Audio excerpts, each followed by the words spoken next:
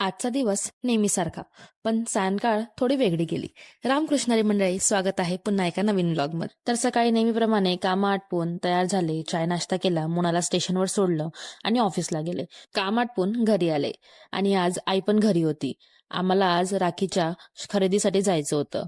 मग आम्ही दोघी पण तयार झालो आणि राख्यांच्या दुकानामध्ये गेलो. एवढ्या सगळ्या राख्या पाहून आई कन्फ्युजच झाली. मग मी काही राख्या सिलेक्ट केल्या आणि आईलाही त्या आवडल्या.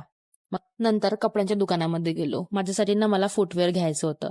मग केजीएन मध्ये गेले, पण तिथे गेल्यावर माझं लक्ष फुटवेअर पेक्षा तिथल्या राख्यांकडेच गेलं. इथल्या राख्यांची कलेक्शन पण खूप सुंदर होती. वेगवेगळे डिझाईन्स आणि व्हरायटीज एकदम छान होत्या. तुम्ही अजून राख्या घेतल्या नसतील तर इथली कलेक्शन एकदा नक्की बघू शकता. फुटवेअर घेतलं आणि तिथून निघालो. आईला ना चायनीज खायचं होतं. मग आम्ही चायनीज खायला गेलो. आधी मोमोज घेतले आणि नंतर मग नूडल्स खाल्ले. शेवटी सगळं झाल्यावर घरी परतलो. आल्यावर मी माझं थोडंसं काम आटपून घेतलं आणि संध्याकाळी धनूसोबत वॉकला चालले गेले आणि दिवसाचा शेवट आईस्क्रीमने केला. भेटूया पुढच्या व्लॉगमध्ये.